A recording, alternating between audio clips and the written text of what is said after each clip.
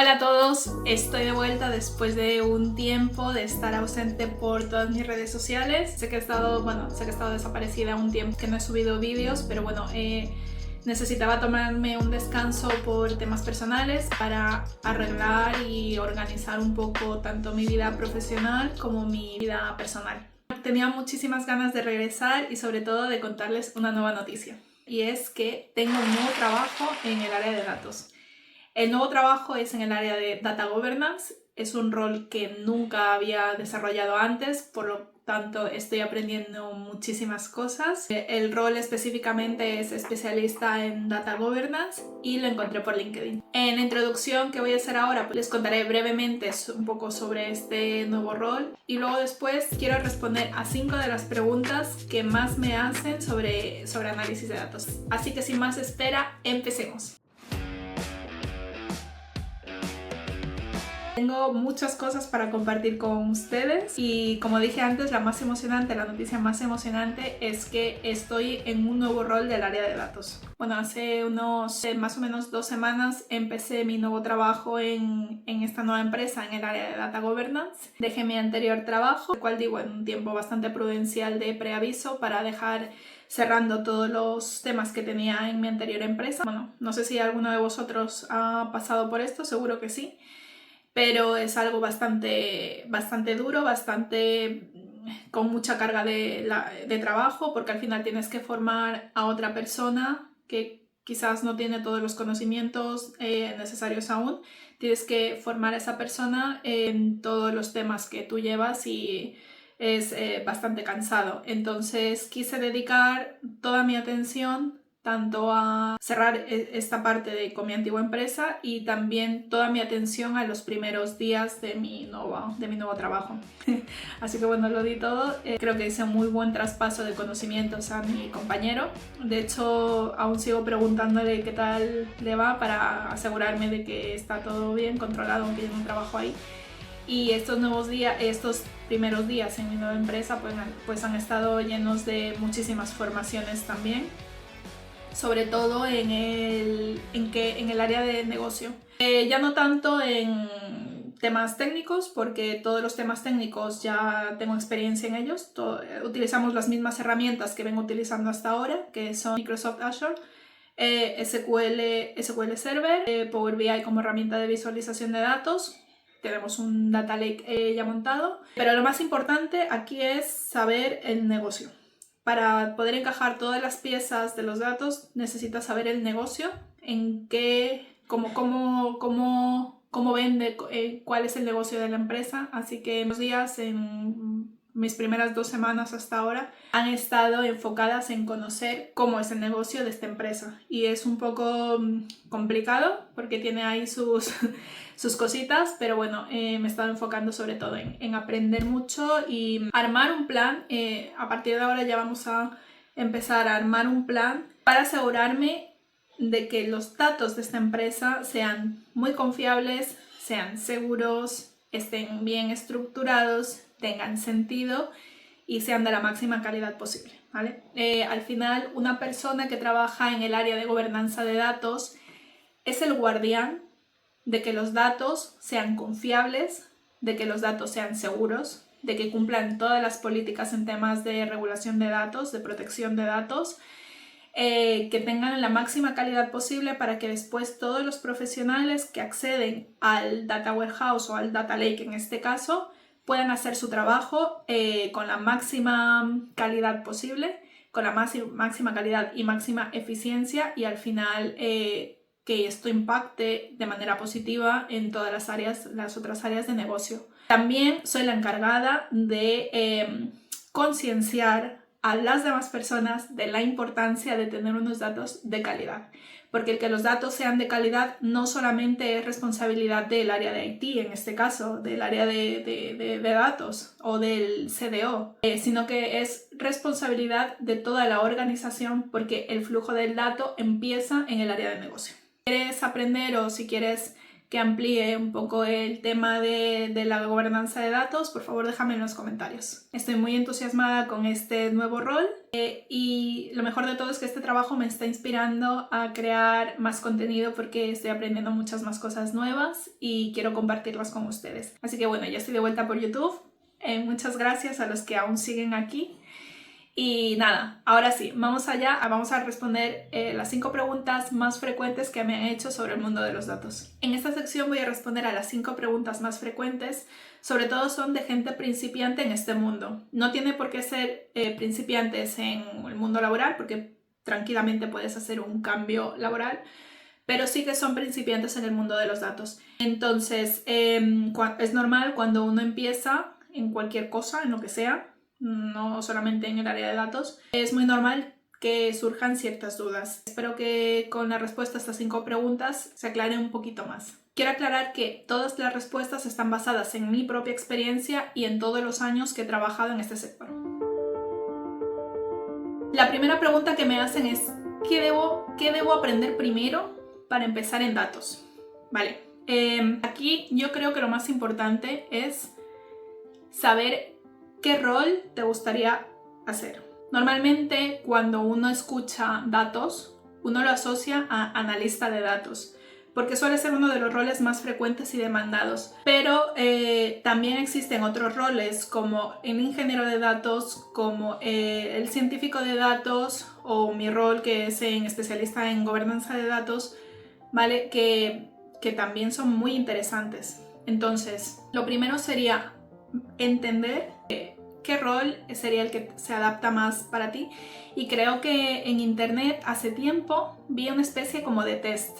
Si lo encuentro, lo voy a buscar y si lo encuentro te lo dejo en este link, ¿vale? Que es como una especie de test para ver según tu personalidad o tus aptitudes en qué rol podrías encajar más. Una vez tengas claro qué rol te gustaría aprender, yo lo que haría es revisar cuáles son las habilidades necesarias para ese rol. Imagínate, por ejemplo, si quieres ser analista de datos, obviamente vas a tener que saber utilizar una herramienta de visualización, vas a tener que saber hablar con las bases de datos, que para esto es importante aprender SQL, vas a tener que manejar Excel, o sea, tienes que saber Excel o Google Sheets, por ejemplo, y tienes que tener, aunque digan lo contrario, por lo menos una base de estadística, no la más complicada o no a un nivel de científico de datos. No estoy diciendo que seas un experto o un genio en las matemáticas, no, pero debes saber qué es la media, la mediana, la moda, la varianza, a crear histogramas, etc. O sea, tienes que saber la estadística básica para analista de datos en este caso. Y con eso empezaría, por ejemplo, aprendería primero Excel, después el flujo natural me llevaría a aprender SQL y después una herramienta de visualización de datos. Entonces me trazaría un camino en el que poco y sin apresurarme iría aprendiendo cada una de estas habilidades y poniéndolas en práctica. Creo que también algo básico y muy importante para todos los roles es entender el flujo del dato. Creo que tengo algún vídeo en mi Instagram donde hablo de esto y es básico que si tú trabajas en este sector entiendas cuál es el recorrido que sigue tu dato, ¿vale? Porque normalmente los datos se originan siempre en el área de negocio. O sea, un dato de marketing, etcétera, se originan en esa área y después van pasando, van viajando a través de procesos de carga y volcándose en un data warehouse y después eso se guardan en diferentes tablas y después el dato viaja o a reportes o a modelos. Entonces necesitas tener un poco claro cuál es el flujo de tus datos. Creo que también es muy importante saber el negocio de la empresa en la que estás o quieres estar, porque esto te va a sentar las bases a pensar cómo poder utilizar tus datos.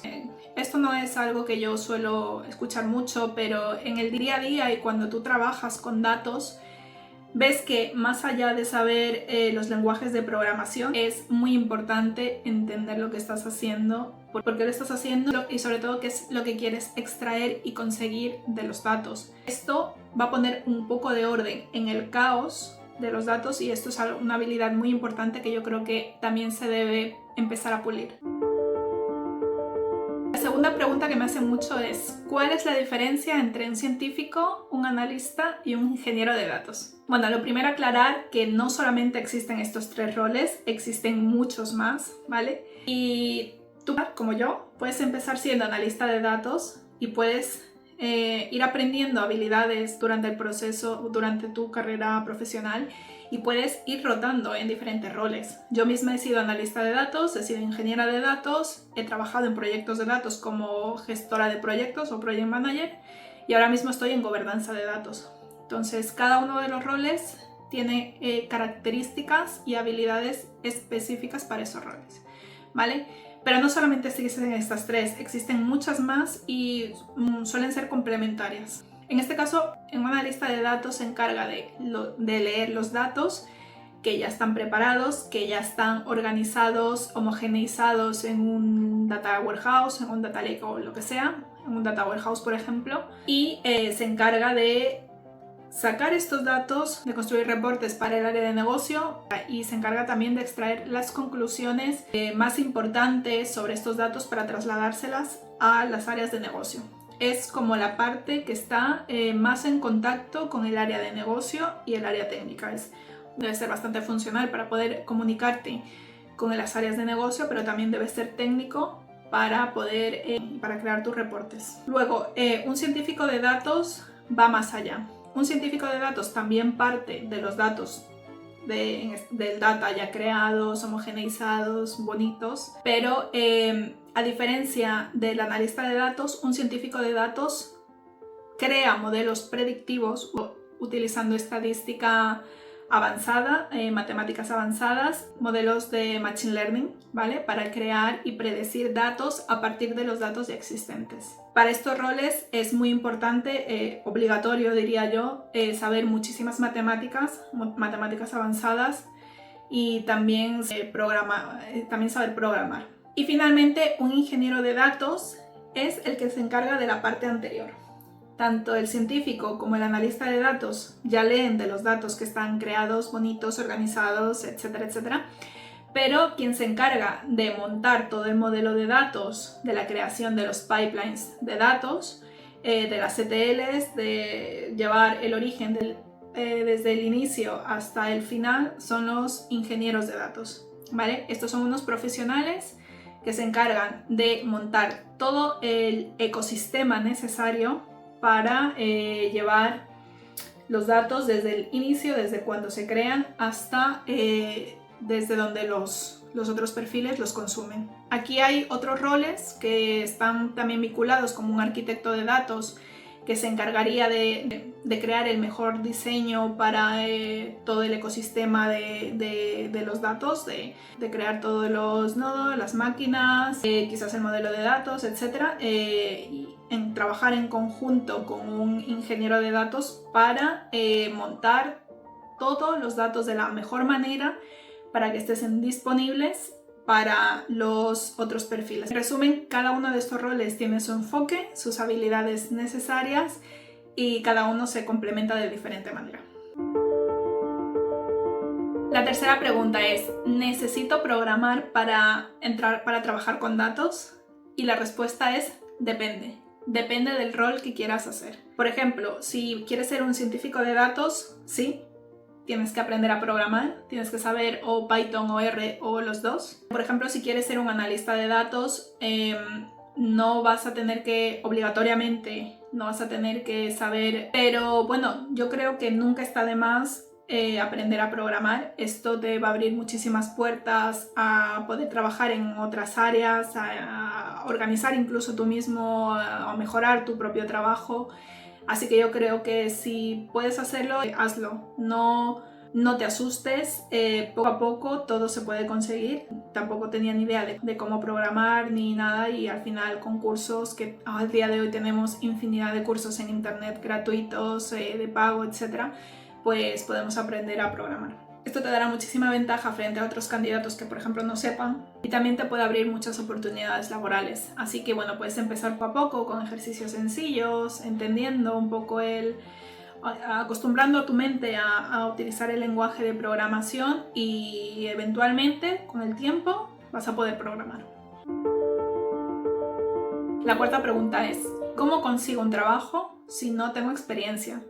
Y aquí es el dilema de siempre, ¿no? Que para muchísimos trabajos nos piden experiencia previa, pero si no nos dan ese trabajo, o sea, si acabamos de salir de la universidad o nunca hemos trabajado en el área de datos, pues no tenemos experiencia como para poder postularnos a esos proyectos. Y bueno, yo quiero que sepas que hay maneras, hay formas de romper este ciclo. Lo primero que yo creo que hay que hacer es empezar a aprender las habilidades necesarias. Una vez que tengas ya las habilidades necesarias, necesitas demostrar que sabes hacer eso, con lo cual puedes construirte un portafolio, ¿vale?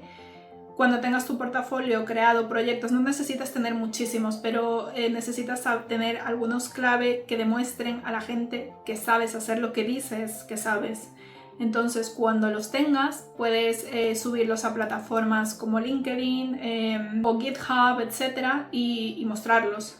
Después también creo que es muy importante tener el LinkedIn muy optimizado. Mucha gente dice que LinkedIn está saturado, que es imposible conseguir trabajo allí, pero yo soy la prueba de que sí se consigue trabajo por ahí.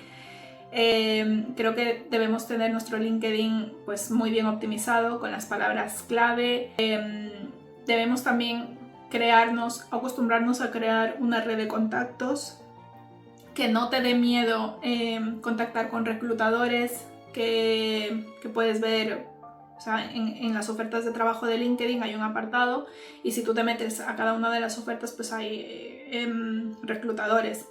Yo lo hice, yo durante mucho tiempo en el pasado me dediqué también a presentarme a estos reclutadores, a contactarles por si surgían oportunidades futuras. Creo que nunca está de más y no pierdes nada al intentarlo. Luego también, aunque bueno, no es lo más importante, pero seguirte formando, si puedes salvarte una certificación está muy bien. A día de hoy tenemos certificaciones de Google, de Microsoft que son prácticamente gratuitas y algunas con un coste, pero no es un coste tan alto. Todas esas cosas enriquecen tu currículum y te van diferenciando un poco de otros candidatos. Y creo que también esta es un punto clave. Creo que debes ser muy consciente de cuáles son tus puntos fuertes y tus puntos débiles. Creo que en una entrevista de trabajo a día de hoy los reclutadores notan mucho cuando una persona se inventa las cosas o no es del todo franca. Entonces creo que es muy importante saber cuáles son tus puntos fuertes, lo que debes destacar, lo que te hace diferente a ti de otros candidatos. Yo que sé, por ejemplo, tu capacidad para resolver problemas, demostrar eso. También influye muchísimo la actitud que tengas, porque sí que he visto muchísimos candidatos que esperan que por tener un curso o dos cursos, por tener a lo mejor un certificado o dos y ya está, se les abran todas las puertas del mundo, y eso no es así.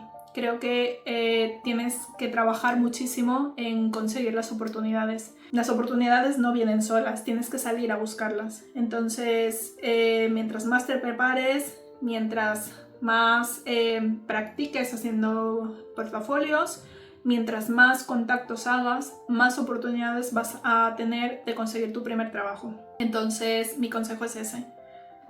Hay varias ofertas, he visto también varias ofertas que son enfocadas a personas junior, sobre todo en consultoría. Y sé que mucha gente dice que la consultoría, que trabajar en consultoría es muy duro. Sí, es duro. Al final, cuando estás en consultoría, trabajas en proyectos para clientes, pero te aseguro que es donde más aprendes. Y ese aprendizaje te va a acompañar siempre, va a nutrirte, tanto personalmente como profesionalmente, y todas estas habilidades que vayas aprendiendo a lo largo de tu vida te van a servir para poder encontrar mejores trabajos, incluso para si te quieres aventurar a hacer freelance o lo que sea, te van a ayudar muchísimo. Entonces busca ofertas para juniors, para personas juniors, que hay varias, sobre todo en consultoría, y nada, no te rindas. Que yo diría que también la clave es no rendirse, porque muchas personas al tercer no dicen, ok, no sirvo para esto, me voy, y lo dejan. Y la verdad es que recibir un no es bastante común, es lo normal y hay que seguir mejorando, aprendiendo de las entrevistas que has tenido, viendo los fallos que has tenido, cómo podrías destacar mejor o comunicar mejor tus habilidades a los reclutadores y no rendirte. Eventualmente te aseguro que vas a conseguir trabajo. Y bueno, y la quinta pregunta, ¿debo saber inglés para trabajar en datos? No es obligatorio, pero sí es altamente recomendable. Y aquí me explico. Yo tengo un nivel B2 de inglés. Cuando salí de la carrera me saqué el nivel B2 de inglés.